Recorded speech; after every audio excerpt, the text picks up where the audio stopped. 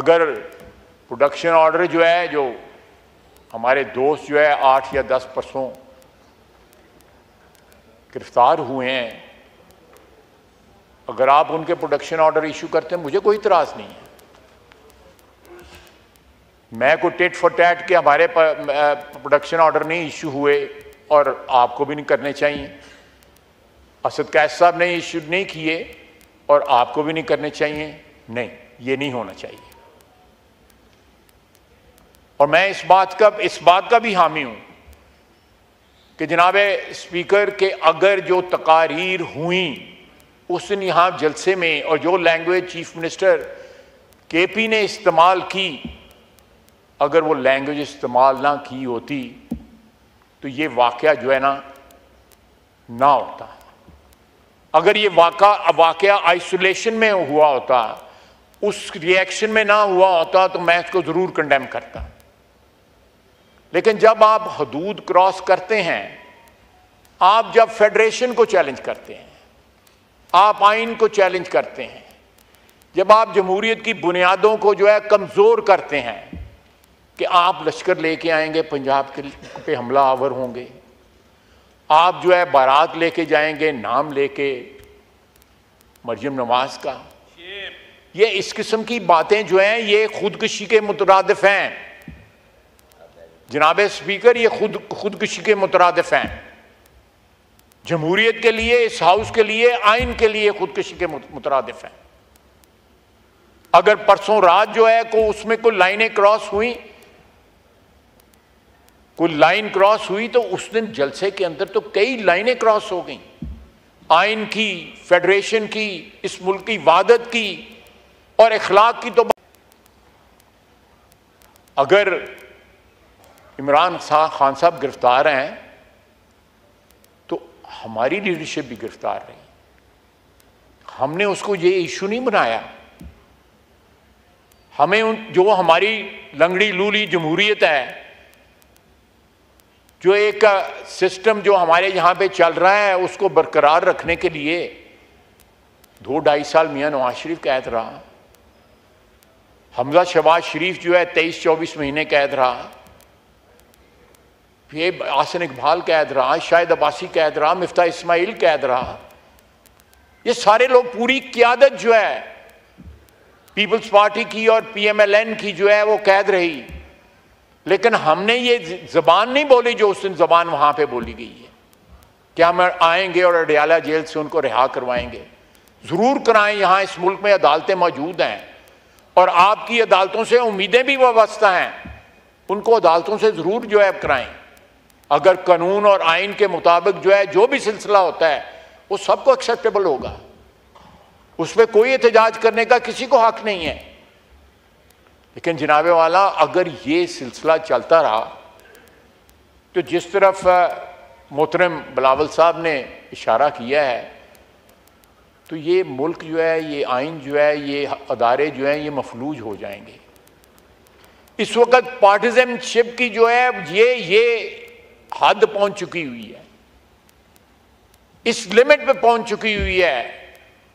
यहां पे मैं समझता हूं कॉन्स्टिट्यूशनल जो इंस्टीट्यूशंस जो हैं, कि ये हमारे साथ वाली बिल्डिंग है, सबको पता है कौन किसके साथ है। अक्टूबर का नाम लेके जो है बाकायदा हमारे दोस्त जो आइल के उस तरफ बैठे हैं वो उम्मीदें वाबस्ता करते हैं, बाकायदा बयान देते हैं उसके ऊपर।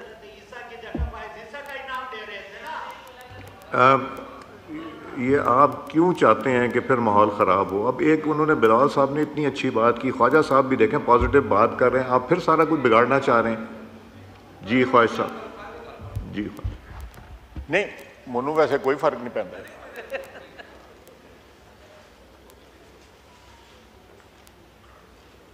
अगर मैं प्रवोक नहीं हो रहा तो मैं भी अल्लाह ताला से माफ़ी मांगता हूं कि प्रवोक ना हो, लेकिन आप भी कोशिश करें कि मुझे प्रवोक ना करें।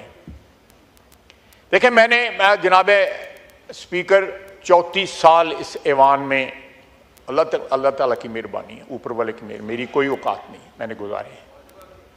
लेकिन बड़ी बड़ी तलखी देखी है, मैंने बड़ी तलखी विटनेस की है ये इस हाउस के अंदर, लेकिन जो तलखी जो है इस वक्त नजर आ रही है उसकी माजी में कोई मिसाल नहीं मिलती।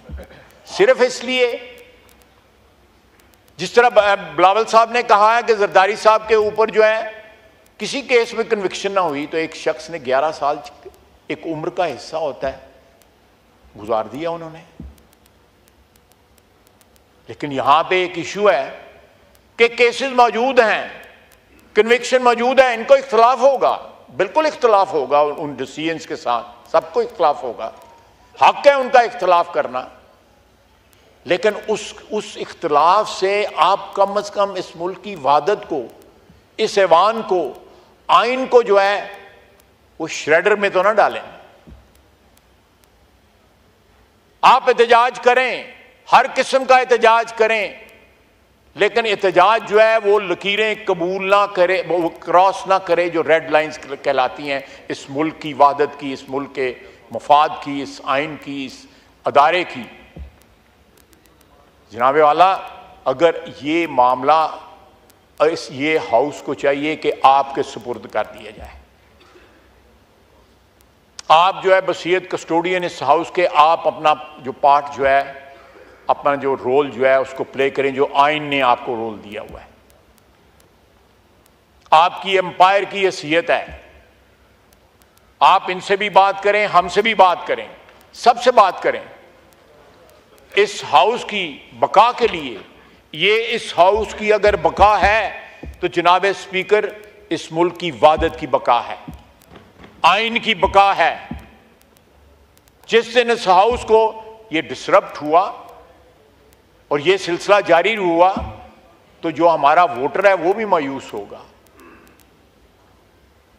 सारे पाकिस्तान की आवाम मायूस होगी कि ये लोग हमारे रिप्रेजेंटेटिव गए हुए हैं, ये बजाय हमारा इंटरेस्ट प्रोटेक्ट करने की तरह के लिए कि बजाय जो है हमने एक सफ़र शुरू किया है उस पर हम चंद कदम चले हैं।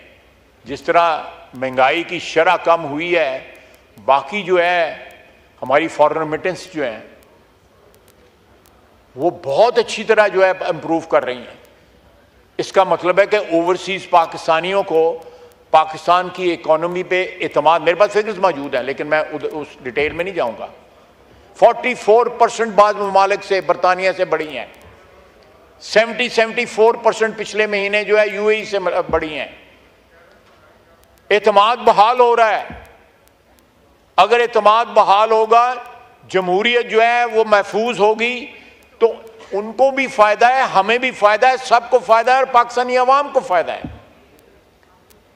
तो हम ये फर्ज जो है आपके जिम्मे है कि कोई रास्ता निकालें कि इस ऐवान को फंक्शनल किया जा सके, इस ऐवान की जो आइनी ऑब्लिगेशंस हैं वो पूरी हो सकें, बजाय इसके जो बाहर की तलखी है हमारी चलती रहेगी, इलेक्शनों में भी होती है, जलसों में भी होती है, बड़ा बड़ा कुछ होता है। लेकिन जिस वक्त आप अपने लीडर की नज़रबंदी के खिलाफ एहतजाज करते हैं तो नवाज शरीफ और जरदारी साहब की नज़रबंदी को भी याद कर लिया करें। वमा लना इल्लल बला।